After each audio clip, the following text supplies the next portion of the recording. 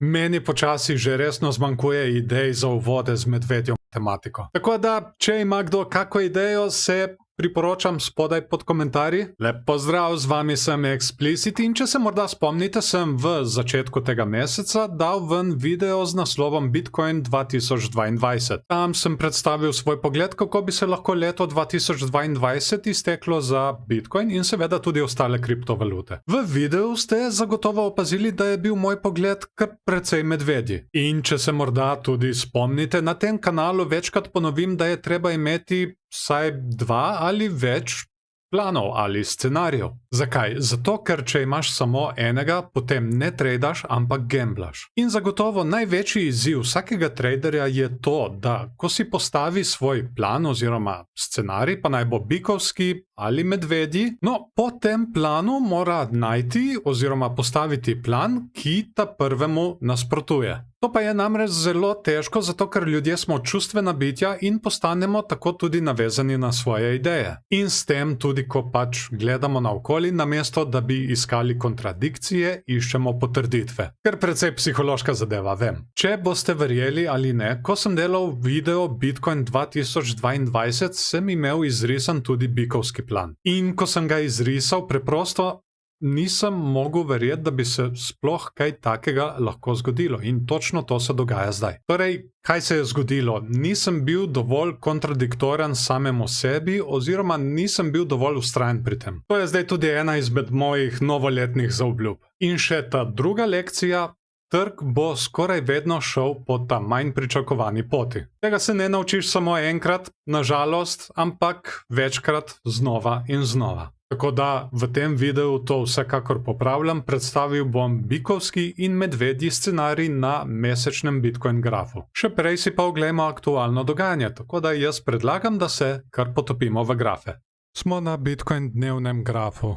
To je naš padajoči klin iz prejšnjih videov, ki je sicer bikovski vzorec in bi se moral prebiti navzgor. Ampak mi smo nažalost imeli pravo pravcato devastacijo in smo ga prebili navzdol. Zdaj se sicer nekako poskušamo pobrati, ampak ni neke moči.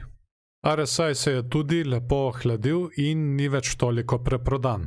Zdaj, kaj imamo tukaj? Tako zadrževanje v gibanju cene nikoli ni nek dober znak. Tako da dajmo si to malček pobliže pogledati na 4-urnem grafu. In smo na 4-urnem grafu in ja, moji sumi so kot očitno potrjeni.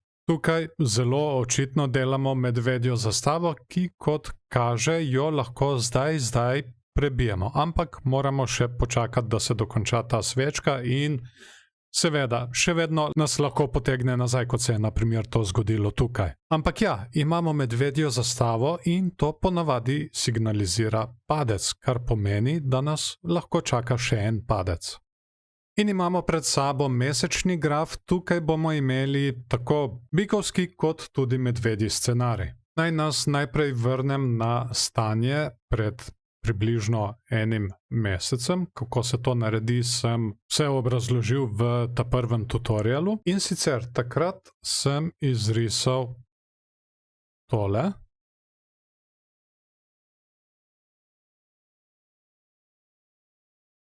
In pa tako. In sicer rezultat je prišel ven naraščajoči klin, ki je medvedji signal. Ampak takrat v videu sem neprestano opozarjal. Mi tukaj še vedno iščemo dno. Tako da to nikakor ni 100%. Niti blizu ne, to je bila čista špekulacija. Izrisal sem pa še nekaj, česar pa jaz takrat nisem objavil, kot sem že prej omenil. In sicer začel sem risati kanal in ga potegnil vse do spodnje meje. In tako se mi je izrisal rezultat, da lahko pademo vse do tukaj, do meje 36.000 približno. In takrat sem si mislil, ok, to je res skoraj da zelo malo verjetno, zato tega takrat nisem objavil. In kaj se je zgodilo, če damo tukaj naprej naš replay? Bum. In smo skoraj da tukaj na tej spodnji meji.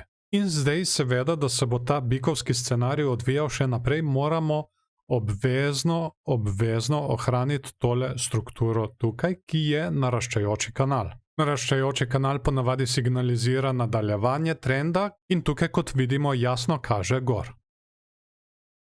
Torej, za bikovski scenarij moramo obvezno obdržati tale kanal. Pa preidimo zdaj še na medvedji scenarij.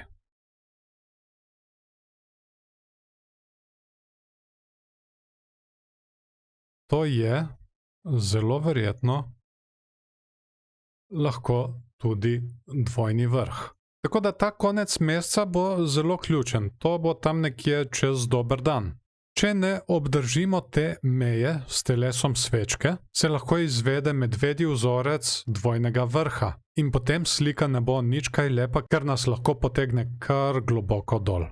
Zagotovo se vam zdaj tudi postavlja vprašanje, kako naj vadim to svojo kontradiktornost, da ne bom toliko navezan na svoje ideje in da bom lažje spremljal nasprotujoča si mnenja. In moj predlog je, dajte te ideje ven. Tudi če si začetnik, ni važno, nekje je treba začeti. Imate en kup socialnih omrežij, imate TradingView, imate Facebook skupine, ki jih zdaj lahko vidite tudi na strani. Samo delite. In kar se bo začelo dogajati je, da boste začeli dobivati komentarje. Eni bojo pritrdilni, drugi ne, spet nekateri bodo žaljivi. In točno takrat boste spoznali, koliko ste dejansko navezani na svoje ideje. In ko boste to spoznali, boste končno lahko začeli delati na tem, da to odpravite. Zapomnite si, ta igra je dosti bolj psihološka, kot si marsikdo predstavlja. Naj se na tem mestu še zahvalim vsem patronom za podporo temu kanalu. Če morda želite postati eden izmed njih, so povezave spodaj v pripetem komentarju in opisu videoposnetka. V zameno za podporo pa boste pogosteje obveščeni o dogajanju na kriptotrgu, kot tudi posebne videoposnetke, kot so na primer tutoriali, si jih boste lahko ogledali 2 tedna pred ostalimi na YouTubeu in brez reklam. Hvala vam tudi, da ste si video ogledali do konca, dajte mu všeček, če vam je bil všeč, ali pa ne všeček, če vam ni bil. Zelo bom vesel tudi delitev z vašimi prijatelji, če mislite, da so te informacije uporabne tudi za njih. Se strinjate s to analizo, se ne strinjate? Vsekakor, vaše ideje me zanimajo, zato jih kar napišite spodaj pod komentarji. V naslednjem videu se bomo po mojem še vedno posvečali turbulentnemu dogajanju na Bitcoinu, tako da se ga ne bo splačalo zamuditi. Najboljše je, da se naročite na kanal in nastavite obveščanje, da vas bo YouTube o novem videu takoj obvestil. In smo na koncu, jaz vas še lepo pozdravljam, imejte se fajn in se vidimo v naslednjem videu.